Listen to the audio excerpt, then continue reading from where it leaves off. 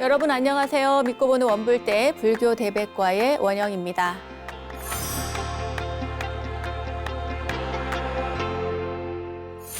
답답한 도심의 매연을 벗어나서 자연이 뿜어주는 한 줌의 공기를 마실 때 우리는 공기의 소중함을 느낍니다.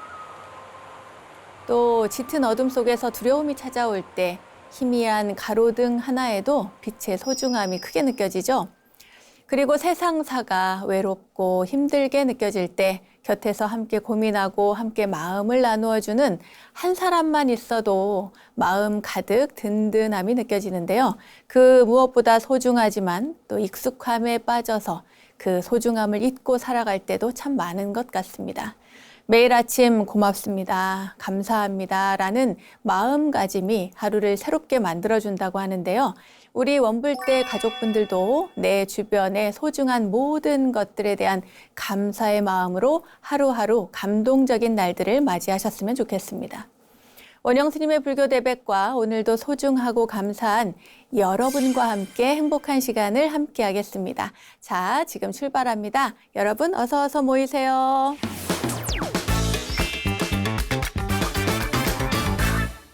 원영 스님의 불교 대백과 첫 순서는 알고 보면 약이 되는 수많은 불교 이야기들과 불교 지식을 내안해 원영 스님의 불교 대백과 지식인 시간입니다.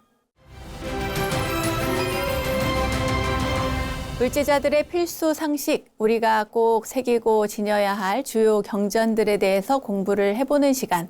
오늘도 화엄경의 진수만을 담은 개송, 화엄경 약찬계를 공부할 시간입니다. 이 화엄경 약찬계 속에는요, 삼신불에 대한 귀뿐만 아니라 문수, 보현 등의 수많은 보살님들, 그리고 이 세상을 지켜주시는 화엄 신종님들, 그리고 선제동자가 만난 53선제식의 이름이 모두 다 나와 있습니다. 이 약찬계를 읽고 공부하다 보면요, 화엄경의 내용을 파악할 수 있을 뿐만 아니라 마침내는 경 전체를 이렇게 쭉 한눈에 본 것과 같은 그런 효과를 가질 수 있습니다. 그리고 우리 곁에 계신 모든 불보살님들을 만나볼 수 있기 때문에 온갖 불안과 고통의 세상 속에서도 든든함을 느낄 수 있을 것 같은데요. 오늘도 화엄경 약찬계 함께 공부하시면서 저와 함께 참된 수행의 길을 천천히 걸어보시기 바랍니다.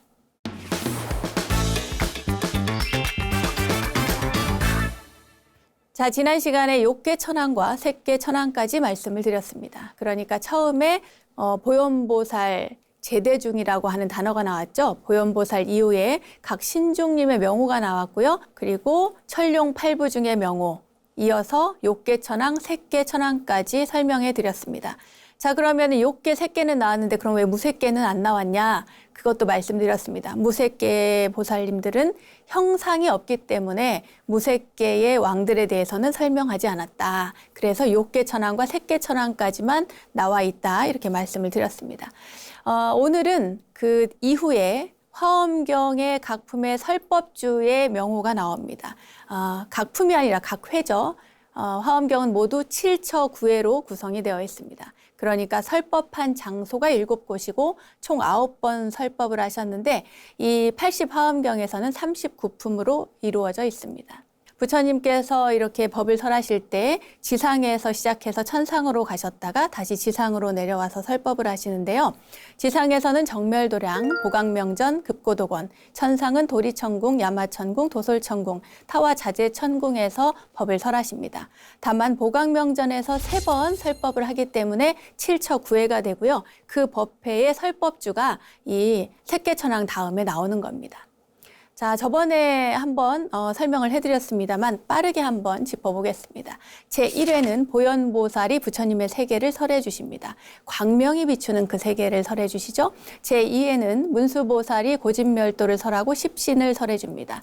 3회에서는 법회보살이 10주, 4회는 공덕님보살이 10행을, 그리고 5회 금강당보살님이 10회양, 6회는 금강장보살님이 10지법문, 그리고 7회는 등각 묘각에 해당하는 정각세계의 법문이 이루어집니다.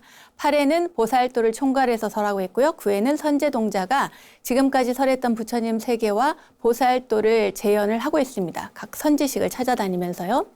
여기에서 십신, 십행, 십회양, 십지 쭉 나오는데 그것은 나올 때마다 제가 다시 한번 자세히 설명을 해드리도록 하겠습니다. 자, 그러면 설법주의 명호를 살펴볼 텐데요. 이어지는 설법주의 내용이기 때문에 앞에 부분들을 공부를 안 하신 분들은 1탄과 2탄을 꼭 보시고 그리고 와서 보시면 좋겠습니다. 자, 설법주 명호 볼까요? 보현, 문수, 대보살부터 보시면 되겠습니다. 보현, 문수, 대보살 이렇게 나오는데요. 제1회 설법주는 보현보살님입니다. 화엄경은 처음과 끝에 이 보현보살님이 나옵니다. 마지막에 보현행원품으로 끝나거든요. 그러니까 전체적인 주인공은 우리가 생각하기에 선제동자 같지만 사실은 이 화엄경의 전체적인 주인공은 바로 보현보살입니다. 그리고 보현보살이 상징하는 게 뭐예요? 바로 자비행, 실천행, 보살행을 이야기하죠. 그렇기 때문에 이 화엄경이라고 하는 경전은 이렇게 이치만 이야기하는 그런 경전이 아니라 실천행을 강조하는 그런 경전이다. 이렇게 이해를 하시면 되겠습니다. 첫 번째 제1회 설법주는 보현보살님이신데 그 내용을 보면은 보현보살님의 실천행을 강조한다. 그런데 처음에 시작할 때는 세존께서, 부처님께서 이 면문치하라고 합니다. 치아 사이에서 이 사이에서 빛을 뿜습니다. 광명을 방출을 하는데요. 그렇게 광명을 착 방출을 한 다음에 그 다음에도 또 미간에서도 이 미간에서도 빛을 보이다가 다시 그 빛이 어디로 들어가냐면 양 발바닥 사이로 이렇게 들어갑니다.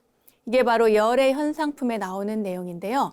보현보살님은 이 보현 삼매품에서 비로자나 일체제불 열애장신 삼매라고 하는 그 삼매가 있어요.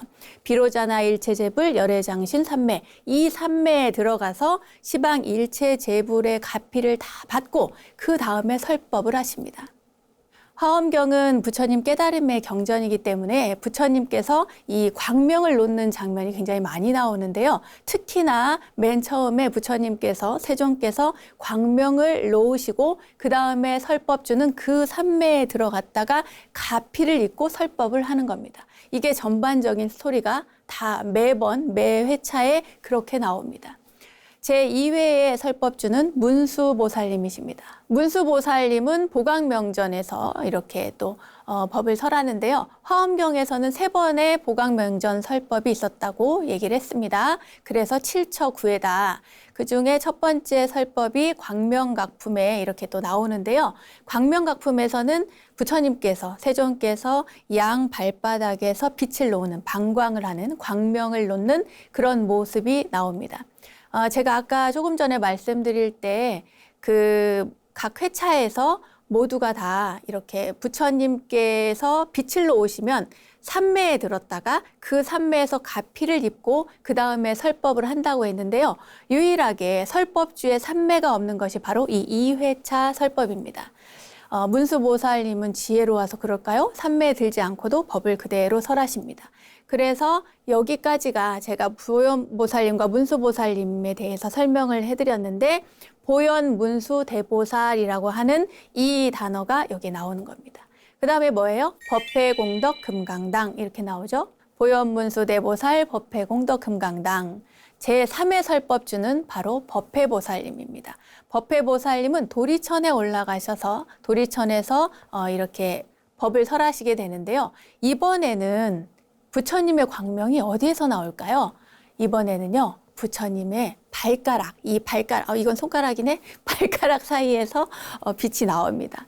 네, 발가락 사이에서 광명이 나오는데 이 발가락이라고 하는 게요, 여러분, 제가 얼마 전에 이 엄지발톱, 이 발을 다쳐가지고 발톱이 빠졌습니다. 그랬는데 이 발톱이 없는 상태에서 걸으려니까 너무너무 아픈 거예요.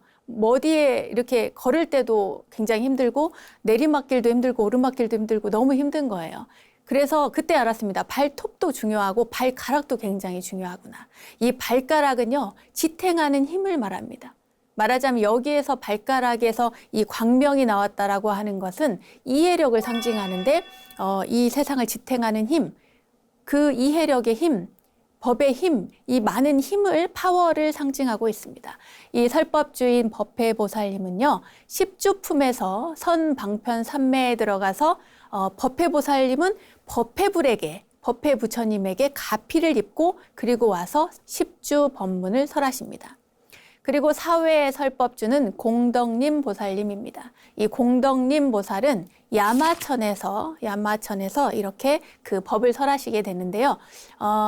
그 품명으로 보자면 야마천궁 개참품에서 설하신다고 이해를 하시면 되겠습니다. 부처님께서 세존께서는 양 발등에서 아까는 발가락 사이에서 빛을 이렇게 내보냈다고 했잖아요. 이번에는 양 발등에서 광명이 나십니다. 발등에서 이렇게 막 퍼져요. 여러분 발등이라고 하는 걸 가만히 생각해 보십시오. 발등에 어떤 힘이 있을까 생각을 해보면 발가락을 지탱하는 힘이라고 했잖아요. 발바닥도 물론 마찬가지겠지만 발등은 발등을 움직여서 우리가 움직일 때 발을 움직일 때 다리를 움직일 때 가장 먼저 이동하는 모습이 보이는 게 발등입니다. 그죠? 그러니까 말하자면 발등을 움직여서 걷는 역할을 한다. 결국에 이 말은 실천을 상징하고 실천을 의미합니다. 우리가 보통 머리 하면은 이제 지혜를 많이 강조하잖아요. 상징할 수 있고 다리라고 하는 것은 실천을 의미합니다. 많은 곳에 다니고 역할을 하고 얼마만큼 자비행, 실천행, 보현행을 하는가 이 얘기를 여기서 하는 겁니다. 그러니까 발등에서 이렇게 빛이 났다. 공덕님 보살은 십행품에서 선사유 삼매에 들어서 공덕님 부처님에게, 공덕님 불에게 가피를 받고 그 다음에 설법을 하십니다. 이 공덕님이라고 하는 것은요, 림자가 숲을 림자예요. 숲을 얘기합니다. 공덕의 숲. 그러니까 바라밀행, 보현행, 자비행, 실천행, 이 실천행을 얼마만큼 많이 하느냐에 따라서 이 공덕이 숲처럼 쌓이겠죠? 그것을 의미합니다. 그러니까 우리 이 방송을 시청하시는 여러분들도 이 공덕님, 이 공덕의 숲처럼 바라밀행을 늘 실천해야겠다. 이런 마음가짐을 가지시면 좋습니다. 자, 제5회 설법주는 금강당 보살님이십니다. 금강당 보살님은 도솔천, 지족천이라고도 하죠. 희족천이라고도 하고 이 도솔천에서 이제 법을 설하는데 도솔천궁 개참품에서 부처님께서요. 발등, 아까 발등이었죠? 발가락, 발등. 이번에는 위로 올라옵니다. 양무릎. 이 무릎에서 광명을 보이십니다. 무릎이라는 건 어때요? 뭐 팔꿈치도 마찬가지겠지만 무릎이라는 것은 이렇게 안으로 이렇게 굽어지잖아요. 다리라는 게 이렇게 안으로 굽어졌다 펴졌다 하잖아요. 이렇게 안으로 이렇게 접히기 때문에 이것은 무엇을 얘기하느냐? 회양을 의미합니다. 조금 전에 공덕님 보살님이 상징한 그 수많은 공덕, 보살행, 실천행, 보현행 이러한 수많은 그 실천을 통한 공덕을 쌓았다면 그것을 회양을 해야 된다 이 말이에요. 그렇기 때문에 도솔천궁 개참품에서는 이 무릎이 안으로 접히는 것을 상징적으로 나타내면서 회양을 의미한다. 그리고 만족을 의미한다. 이렇게 이해하시면 되겠습니다. 금강당 보살님은요. 지광산매에 들어가서 금강당 불에게 가피를 받고 그 다음에 십회양 법문을 하십니다. 자, 이어서 금강장급 금강해인데요. 오늘 배운 거 다시 한번 해볼까요? 보현 문수 대보살 법회 공덕 금강당 금강장극 금강해 이제 그 뒤에 또 이어지는데 금강장극 금강해입니다. 제6회 설법주가 바로 금강장 보살님이십니다. 금강장 보살님은 타화자재천에서 법을 설하시는 걸로 나오는데요. 여기 십지품에서 내용이 나옵니다. 십지품에서 세존께서 부처님께서요.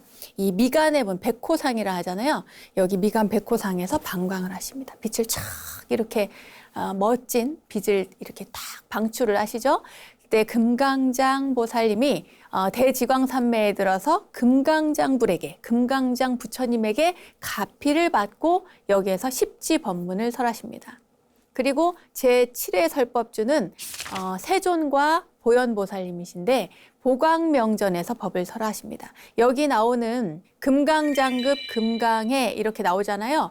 금강장급, 금강해라고 할 때 이 금강해는 설법주가 아니고 앞에 나오는 보살님의 명호일 뿐이에요. 제7회 설법에서는 등각과 묘각 법문을 설하시는데 분별심이 없어야만 많은 중생을 거둘 수 있다라고 이야기를 합니다. 그리고 8회 설법주는 보현보살님, 보광명전에서 세 번째 법을 설하시는데요. 보광명이라고 하는 이 단어 가만히 살펴보면 이거는 우리 마음의 본래 면목, 광명이 있는 밝고 맑고 깨끗한 본래 면목을 상징한다고 할 수 있겠습니다. 이 제8회차에서는 이 세 간품에서 한 품만, 이 한 품에서만 이제 설하시는데 부처님의 방광이 여기에는 없습니다. 그리고 제7회에서는 부처님이 방광을 보현보살의 말하자면 부처님이 방광을 했을 때 보현보살의 입 안으로 들어가요. 빛이. 그래서 보현보살님이 말하자면 부처님의 광명의 빛을 방광한 그 빛을 입으로 받았기 때문에 수기를 받았다라고 이제 이해를 하시면 되는데 보현보살님이 부처님의 광명을 그대로 받아서 입 안에 들어가서 보현보살님이 말씀을 하니까 부처님의 방광이 곧 보현보살님의 말씀, 진리의 말씀으로 그대로 나오는 거다. 이렇게 이해를 하시면 됩니다. 이 세간품에서는 보현보살이 불화장 삼매에 들어가서 모든 부처님의 가피를 받습니다. 그리고 보현보살님은 삼매에서 나와가지고 기세간, 지정각세간, 중생세간의 원흉을 설명하는데 기세간이라고 하는 건 그릇 기자 이게. 그릇 기자, 그릇. 말하자면 이 세상을 담는 모든 이 땅이라든지 뭐 우주라고 볼 수 있겠죠. 수많은 모든 것들을 담아내는 그 세간과 지정각 세간은 깨달음의 세상을 이야기합니다. 깨달은 분들의 지정각, 정각을 이루신 분들의 세상을 말하고 중생 세간, 중생의 세간을 이야기하겠죠. 이 모든 것들의 원흉함을 설명하고 있습니다. 일반적으로 유통되는 화엄경 약창계는 제7회와 8회에 설법주가 빠져 있는데 화엄경 광약창계라는 게 있어요. 화엄경 광약창계. 이건 뭐냐면은요. 고려대장경 안에 들어있는데 저도 요번에 공부하면서 용학 스님께 들어서 알게 됐습니다. 이 광약창계는 그 한글로 되어 있는 그 예전에 왜 그 훈민정음처럼 나란말싸미처럼 이렇게 되어 있는 광약창계가 있어요. 거기에 보면은 제7회 설법주는 세존과 보현이라고 되어 있고 8회 설법주는 보현보살로 되어 있습니다. 네. 제7회 십정품에 등장하는 금강의 보살님은 아까도 얘기한 것처럼 설법주가 아니라는 것 여러분 기억하시고요. 그러니까 보현문수 대보살부터 금강장 보살님까지가 8회차의 설법주 명호였다. 자, 다시 한번 보겠습니다. 보현, 문수, 대보살, 법회공덕, 금강당, 금강장극, 금강해. 그러니까 금강해는 금강해 보살님은 설법주가 아니니까 금강장 보살님까지가 설법주의 명호다. 이렇게 이해를 하시면 되고요. 이어서 광염당급, 수미당, 대덕, 성문, 사리자 이렇게 나옵니다. 광염당급, 이 급자가 밑급자예요. 말하자면 더하기라고 보시면 돼요. 광염당 보살님과 수미당 보살님. 그러니까 더하기, 급자, 네, 대덕, 성문, 사리자. 이제 여기서부터 입법계품이 시작이 되는데요. 그러니까 요 앞에까지 금강장 보살님까지 거기까지가 이제 8회차까지 설명이고 그 다음에 입법계품에 나오는 많은 분들이 여기서 나옵니다. 입법계품이라고 하는 것은 제9회의 서론과 본론에 해당이 되는데 지혜를 상징하는 문수보살님 그리고 보현행을 상징하는 실천행을 상징하는 보현보살님이 나옵니다. 즉 문수보살님의 이 지혜의 눈과 보현보살님의 이 실천의 발, 그 발을 합한 어떤 특정한 인물을 설정하는데 그가 바로 선제동자입니다. 그 선제동자를 통해서 깨달음으로 가는 그 구도의 수행길을 우리가 여기서 볼 수가 있습니다. 자, 입법계품에서는 선제동자가 보리심을 내어서 이렇게 선지식을 두루두루 이렇게 막 찾아다니면서 가르침을 받고 그리고 수행을 완성해서 마침내 깨달음에 이르는 그 과정을 묘사하는데 제9회 근본법회는 서다림에서 이루어집니다. 급고도건의 대장업 누각에서 하시는데요. 설법하실 때 정말 수많은 성문과 보살님들이 다 모여든대요. 그 가운데 보현보살과 문수보살님이 계셔서 상수가 되고 여기에 나오는 광염당 보살님하고 수미당 보살님이 이제 많은 분들과 함께 모였다는 거예요. 그 뒤에 대덕성문 사리자 나오잖아요. 사리자가 누구예요? 누굴까요? 네, 맞습니다. 사리의 아들이라고 해서 사리불입니다. 사리불 같은 이름이에요. 입법계품에 처음에 등장하는 보살님이 바로 광염당 보살님하고 수미당 보살님이세요. 그래서 광염당, 수미당, 대덕, 성문, 사리자, 그 이후에 급여비구, 해각등, 우바, 세장, 우바이 이렇게 나옵니다. 자, 그럼 급여비구, 해각등, 우바, 세장, 우바이 볼게요. 입법계품에는 사리불존자가 문수보살에게 나아갈 때 육천비구가 함께 가는 것으로 나옵니다. 이 육천비구의 무리를 비구, 해각 등과 함께 이렇게 한 거예요. 급여, 비구, 해각 등. 아까 급은 뭐라고 그래서 제가 플러스, 더하기라고 했죠? 예. 그러니까 누구누구와 함께라는 뜻입니다. 급여, 비구. 여는 이제 더불어라는 뜻이에요. 그래서 비구 스님뿐만 아니라 많은 분들과 함께 한다는 얘기예요. 많은 이들이 가서 문수보살님께 법을 청합니다. 문수보살님이 이제 그 청을 받고 비구들에게 함께 모인 많은 대중들에게 보리심을 내게 하는 법을 설해요. 그리고는 남쪽으로 가십니다. 문수보살님이 남쪽으로 가세요. 남쪽으로 가니까 500명의 우바세와 500명의 우바이가 찾아와요. 그래서 또 거기에서 법을 설하고 그 법을 듣게 됩니다. 그래서 우바세장 우바이 이렇게 돼요. 자, 선제동자 동남녀, 드디어 선제동자가 나옵니다. 선제동자 동남녀 기수무량불가설. 그 가운데, 그 수많은 우바세 우바이 가운데에 선제동자가 있었어요. 자, 우바세 우바이 모르시는 분 있다고요? 우바세 우바이 여러분, 그 남성 제가 불자를 우바세라고 하고요. 여성 제가 불자를 우바이라고 합니다. 예. 그 가운데 선제동자가 있었고, 이제 헤아릴 수 없는 많은 대중이 그곳에서 법을 들었는데, 거기서 선제동자가 문수보살님의 법을 듣고 발심을 하게 돼요. 이 발심은 그냥 발심이 아니고 그 깨달음을 향한 진정한 신심, 발보리심 했다고 하죠. 더 길게 말하면 발안욕따라 삼맥삼보리심. 예, 그렇게 해서 발심을 하게 됩니다. 그때에 문수보살님이 선제동자에게 이르기를 말씀하시기를 그대는 이미 보리심을 내었으니 온갖 지혜를 성취하려거든 선지식을 찾아서 그들의 가르침을 따라야 하느니라. 여기서부터 더 이렇게 남방으로 가면서 여러 선지식을 방문하고 친견하고 보살행을 닦아라 이렇게 말씀을 하셨어요. 그래서 그 이야기를 듣고 선제동자가 대답하기를 아마 이 내용은 잘 모르실 것 같은데 굉장히 중요한 내용입니다. 생사는 성곽이요 높은 아마는 장벽이요 모든 윤회 중생은 오히려 적이요 애착에 물들면 깊은 못입니다. 연못입니다. 원만은 위 없는 자비요 청정한 지혜로 태양처럼 번뇌의 바다를 소멸하고자 합니다. 원하옵나니 해탈문을 열어 모든 전도된 망상을 떨쳐버리게 하소서 이렇게 대답을 했다고 합니다. 자, 선제동자 동남녀에서 그 다음에 뚝 나오죠. 또 선제동자 선지식이 드디어 나옵니다. 선제동자가 선지식을 찾아다니는 거예요. 이후에 선제동자는 선지식을 막 찾아다니는데요. 그 횟수를 막 따져보니까 우리가 그 화엄경 입법계품에 나오는 게 53 선지식을 얘기하는데 실제로 친견한 숫자는 55회입니다. 다만 문수보살님을 2번 뵙고요.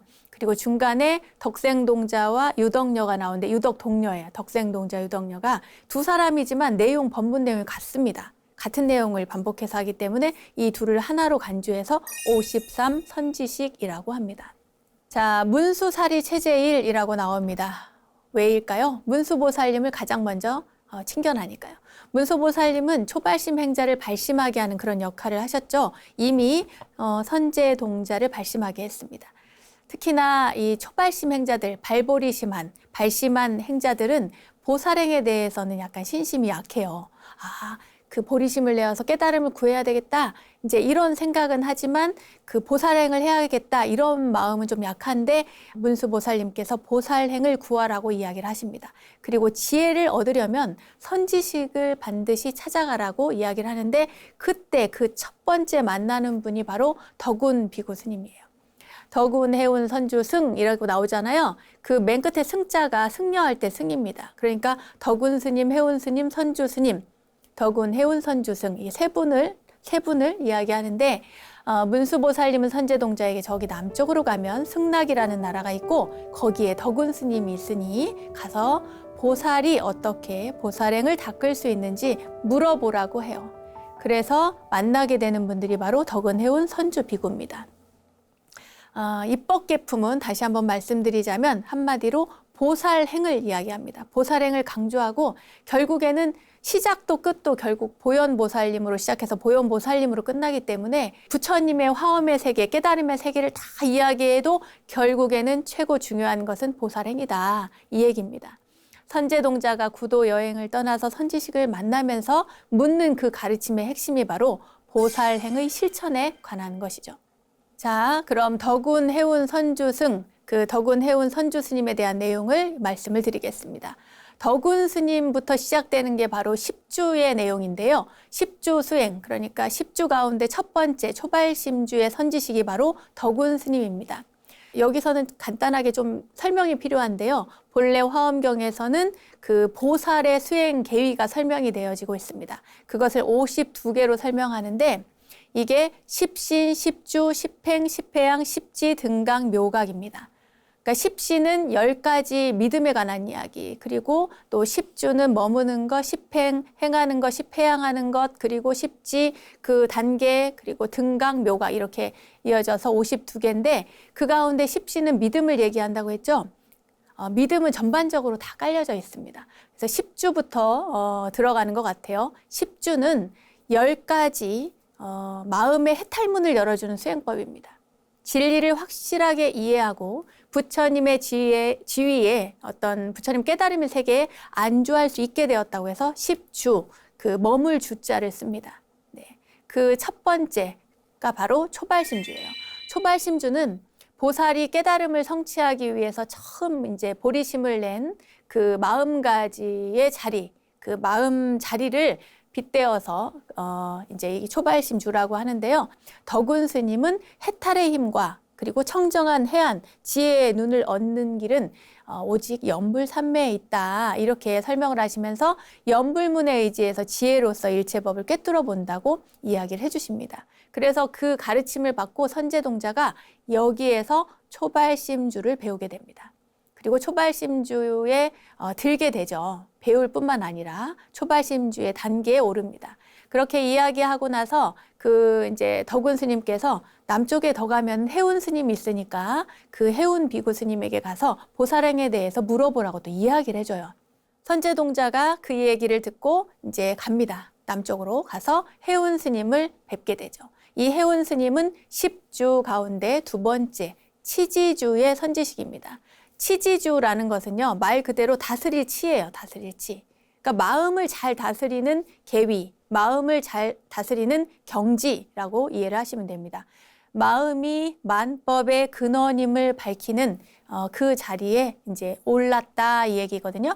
이 해운 스님은 보리심을 내는 일과 선근을 강조하면서 우리의 이 마음이 아주 큰 바다와 하나가 되는 수행을 하셨다고 얘기를 해요. 그러면서 이제 그 다음 분을 추천을 합니다. 누구? 선주 비구를. 그래서 덕운 해운 선주승, 선주 비구를 추천을 합니다. 여기에서 선제동자는 해운 스님에게서 진짜 넓게 보는 눈, 바다와 같은 눈, 그 열애의 경계를 열어 보이는 그 마음을 다스릴 수 있는 치지주를 여기서 배웁니다. 그런 다음에 선주 스님에게 가죠. 이 선주 스님은 10주 가운데 제3 수행주의 선지식이에요. 수행주는 말하자면 이 세상의 이치, 실상을 바로 보는 마음가짐을 말합니다. 어느 곳이나 다니면서 말하자면 일종의 만행을 닦으면서 온갖 중생을 교화하는데 세상의 실상을 보는 그런 마음가짐 갖고 있기 때문에 걸림이 없습니다. 중생을 교화하는데 걸림이 없는 것을 이야기합니다. 선제동자가 이 처음에 선주 비구를 찾다 보니까요, 온갖 신들이 와서 그냥 이 선주 스님한테 공양을 올려요. 그걸 봅니다. 그걸 보니까 너무 신심이 나는 거예요. 선제동자가 환희심이 나요. 그래서 다시 그곳에 가서 보살행에 대해서 여쭙습니다. 그러자 선주 스님께서는 깨끗한 삶 그리고 걸림없는 마음에 대해서 이야기를 합니다. 깨끗한 삶이란 뭐겠어요? 결국에는 자기 자신을 제어하고 절제하고 그래서 걔를 잘 지키는 그런 삶이 바로 깨끗한 삶, 맑은 삶이겠죠. 선제동자는 여기서 그 깨끗한 마음에 머물러서 해탈문을 성취하는 그 수행주를 배웁니다. 오늘 저희가 공부한 부분은 이렇게 10주에 대한 이야기인데요. 선제동자가 문수보살님에게 이제 그 남쪽으로 가서 덕운비구를 만나라라고 하는 그 이야기를 시작으로 선제동자의 여행기가 시작이 되는데 덕운, 해운, 선조승의 세 분에 대해서만 오늘 공부를 했습니다. 이제 저희가 수행의 계의에 대해서 제가 아까 말씀을 드렸잖아요. 화엄경이라고 하는 이 경전은 보살의 수행 계의가 쭉 나오는데 선제동자는 그 10주의 초발심주에 해당하는 선지식을 먼저 이렇게 소개를 받고 거기를 찾아가는 것으로 구도 여행이 시작이 되는 것입니다. 그래서 앞으로 우리가 다음 시간에도 이어지겠지만 만나는 모든 선지식들이 이 수행의 계의의 어느 단계에 오르신 분들을 이제 쭉 찾아뵙게 되는 것입니다. 그래서 10주, 10행, 10회양, 10지. 그러니까 다 10분씩 이렇게 이어지는 거예요. 그런 다음에 마지막에 등각, 묘각에 이르는 그 수행의 계의에 맞는 그런 분들을 다 찾아뵙게 됩니다. 화엄경이라고 하는 경전은 늘 이 부처님의 광명의 깨달음의 세계, 그 세계만을 이야기하는 것 같지만 누누이 제가 말씀드리지만 이 경전은 보살행을 이야기하는 보현보살의 보현행의 그러한 내용을 담고 있는 것이고 그 과정에서 실천행을 해가면서도 말하자면 그 발보리심한 보살이 어떻게 살 것인가, 어떻게 수행할 것인가, 어떻게 보살행을 할 것인가에 대한 내용을 담고 있습니다. 이 화엄경 약창계를 통해서 여러분들도 그러한 마음가짐을 쭉 가지고 그렇게 공부를 하시면 더 좋을 것 같습니다. 불교 지식을 내 안에 원불대 지식인 시간. 오늘은 불제자들의 필수 상식, 재미있는 화엄경 이야기라는 주제로 화엄경 약창계의 세 번째 시간을 함께 했습니다. 화엄경의 위실력은 정말 대단하다고 하죠. 그래서 화엄경 수행을 통해서 화엄성중의 옹호를 받으며 참 진리, 우리 본래의 모습을 찾아갈 수 있다고 하는데요.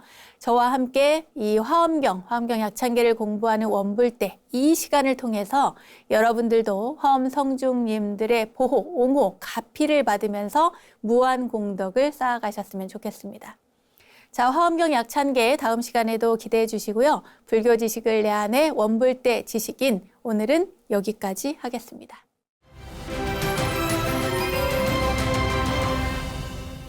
저절로 알게 되는 사찰 이야기, 오늘은 이절로 아니죠 절로 시간입니다. 자, 오늘은 저절로 떠나보는 것이 아니라 전설로 떠나보려고 하는데요. 신비한 전설로 내려오는 인연 이야기를 하나 전해드리려고 합니다. 우리 불교에는 의로운 승병을 일으켜서 외병을 물리치고 나라를 지킨 그 호국 불교의 실천을 도운 두 스님이 계시죠. 대표적인 분, 바로 서산대사와 그의 제자 사명대사인데요. 맹자의 진심장구 상에는 군자의 세 가지 즐거움에 대한 이야기가 있습니다. 그 가운데 하나가 바로 천하의 영재를 얻어서 교육하는 즐거움이라는 건데요. 스승과 제자, 그 대를 잇는 가르침의 일화가 있어서 오늘 소개를 해드리려고 합니다.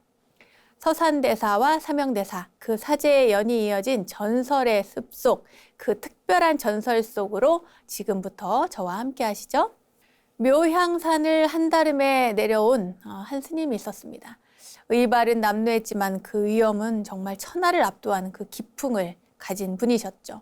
그리고 축지법을 쓰셨대요. 그래가지고 축지법을 써서 그 평안도, 황해도, 경기도, 강원도 그 쫙 지나가지고 금강산, 장안사로 향하는 스님이 있었습니다. 그 축지법을 쓰던 스님이 누구냐면 바로 사명대사입니다. 이 사명대사가요, 서산대사보다 한참 그 연배가 아래인데 이 서산대사의 도가 높다는 거를 듣고는 그 도수를 겨루기 위해서 그렇게 가고 있었습니다. 장안사로. 사명대사의 마음이 이제 되게 다급했어요. 빨리 가서 겨루고 이기고 싶었던 거죠.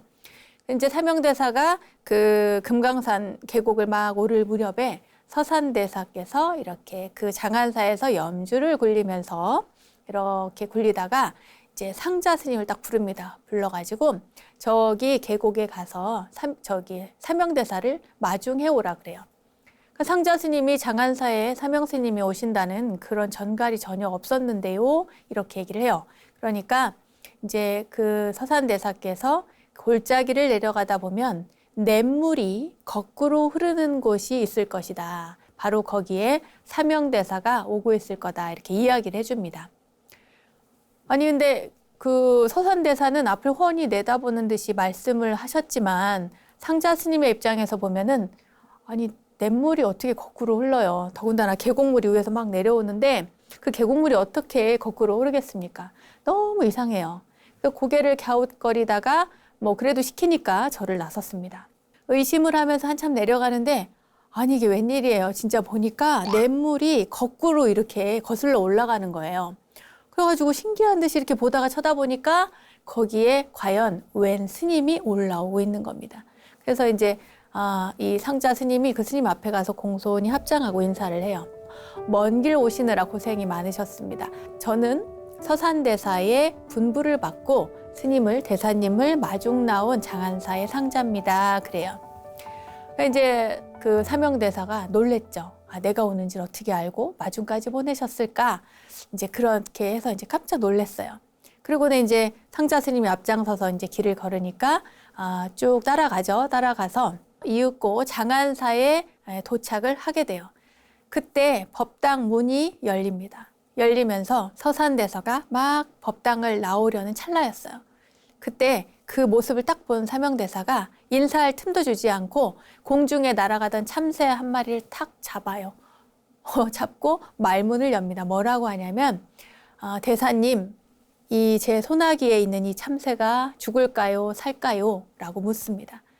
이제 사명대사 손에 그 들어있는 작은 새니까요. 새가 죽고 사는 것은 사명대사의 그 손에 그 의지에 달려있는 거잖아요. 그 질문 앞에 서산대사가 의연하게 입을 엽니다. 뭐라 하냐면 사명대사, 이 몸의 발이 지금 한 발은 법당 안에 있고 한 발은 법당 밖에 있는데 이 몸이 밖으로 나가겠습니까? 안으로 들겠습니까? 그래요.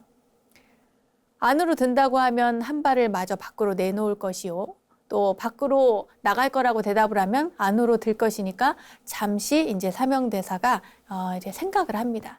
하지만 먼 곳에서 이제 객이 왔으니 밖으로 나오는 게 당연한 도리라고 생각을 하고 그야 밖으로 나오시겠지요. 그래요. 그러니까 서산대사께서 과연 그렇소. 그래요. 사명당이 그 먼 길을 한달음에 오셨는데 내가 어찌 문 밖에 나가서 영접치 않겠소. 라고 대답을 합니다. 그 모든 답이 끝난 듯이 이제 서산대사는 사명대사에게 이제 어서 올라오라 그래요. 하지만 사명대사 손에는 뭐가 있어요? 아직 참새가 있죠? 그래서 이 참새를 쥐고 있으니까 이 참새를 어찌할 것인지 대답이 듣고 싶은 거예요. 이제 다시 묻습니다. 사명대사가 서산대사에게 묻기를 자 그럼 이 참새는 어찌 되겠습니까? 하니까 서산대사께서 불도를 닦는 분이 어찌 살생을 하겠습니까? 이렇게 대답을 하는 거예요. 그래서 이제 이 새를 놔주게 되죠. 이렇게 해서 서산대사하고 사명대사가 만나게 됩니다. 말하자면 도수를 겨루기 위해서 만나게 된 겁니다. 사명대사는 자기가 이제 본인이 오게 된 그 사유를 말하고 이제 도수를 더 진지하게 한번 겨뤄보자고 제안을 합니다. 그리고는 이제 옛날에는 개나리 보찜이라고 그래가지고 보찜 이렇게 메고 다녔잖아요. 그 보찜 안에서 그 그릇을 하나 꺼내는데 바루를 하나 꺼내는데 그 속에 바늘이 가득 담겨 있는 거예요. 그 가득 담긴 바루를 이렇게 꺼내가지고 이렇게 이제 바라봅니다. 그 바루를 계속 쳐다보니까 세상에 그 바늘들이 먹음직한 국수로 변했대요. 그러면서 그 국수를 사명대사가 맛있게 이렇게 드시면서 서산대사에게도 권했답니다. 이것 좀 드셔보시라고. 그러니까 이것을 이렇게 지그시 미소를 지으면서 서산대사께서 바라봤겠죠. 그리고 그걸 받아서 국수를 드십니다. 그리고는 사명대사는 바늘을 국수로 만들었는데 그 서산대사는 그 국수를 드시고 다시 이렇게 뱉어 놓는데 바늘을 뱉어 놓았다는 거예요. 다시 국수를 다시 바늘로.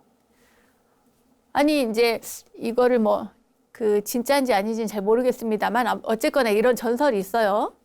그만큼 이분들의 도술이 높다는 이야기를 하고 싶은 것 같습니다. 전설 속에서 이제 사명대사가 이번에는 계란을 갖고 와가지고는 그 계란을 이 한 줄로 여러분 계란 쌓을 수 있겠어요? 둥글어서 못 쌓죠. 그 누구도 못 쌓습니다. 그런데 계란을 그 도력으로 한 줄로 이렇게 쌓아 올렸대요. 그랬더니 서산대사께서는 이번에 반대로 그 계란을 허공에서부터 이렇게 거꾸로 쌓아서 내려갔다는 거예요.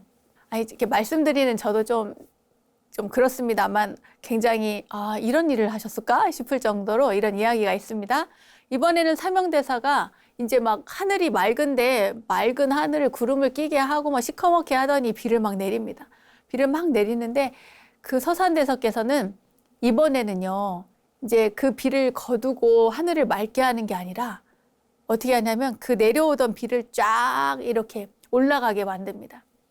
우리 그 뭐라 하지? 판타지 영화나 뭐 무협 영화 이런 거 보면은 거기에 이제 막 나오잖아요. 이제 막 그 진짜 빗물 튕겨가지고 막 이렇게 도수를 이루고 하는 그런 얘기가 나온 것처럼 그렇게 서산대사께서 내리던 비를 위로 거꾸로 막 올라가게 하고 그 빗방울이 변해서 새가 되어 날아가는 그런 모습까지 보여줍니다. 그 모습을 보고서 사명대사는 내가 어리석구나, 내가 모자라구나 하는 거를 알게 됩니다. 그렇게 해서 서산대사의 제자가 되기를 청해서 그분의 제자가 되었다는 이야기입니다.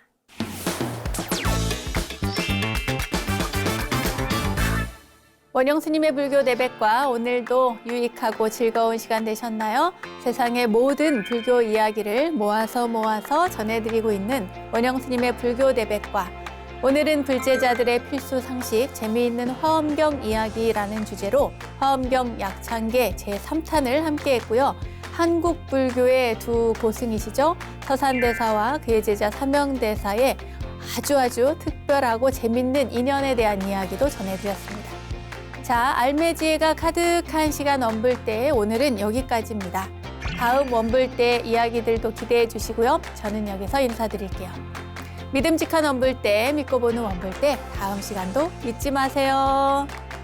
감사합니다.